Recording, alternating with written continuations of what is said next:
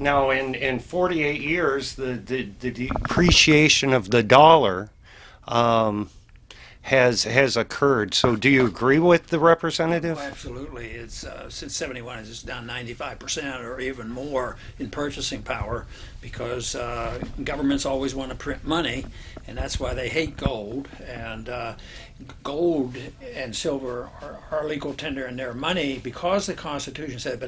But the Constitution says it because gold and silver became money in a natural way, even in prehistoric times. As long as they have recorded history, gold has been money, and because it's natural. Matter of fact, in the Austrian school, they say if it isn't developed in the marketplace, it's really not going to work very well. You can't take pieces of paper and all of a sudden people want it, and they usually want things. And a good example of what happens is when an economic system breaks down after a war or something, they try to restore some trading, going from pure bartering to having something as an exchange. And of course, they've used tobacco, they've used cigarettes, and they use different things as a temporary issue. But everybody saw those stuff that had some value to it.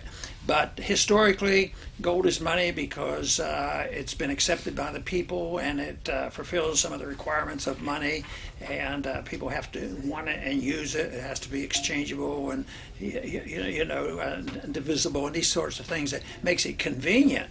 And that's why it's money. And of course, when Bernanke denied to me that gold was money. I said, how can you change 6,000 years of history? I said, you might say that. It's not money because I say so.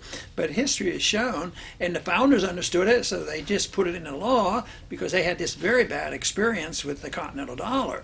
Because, out of quote necessity, they realized the temptation of governments just to print money out of thin air. And so that's why it ended up in the Constitution to make a prohibition.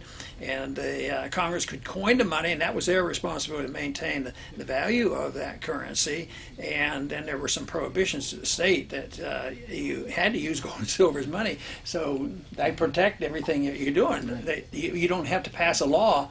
You shouldn't have to, but that's what you're working for. To say that gold and silver is legal tender. Nature tells us that. Natural history tells us that. The Constitution tells us that. But still, we have to find out enough people to agree with us on it.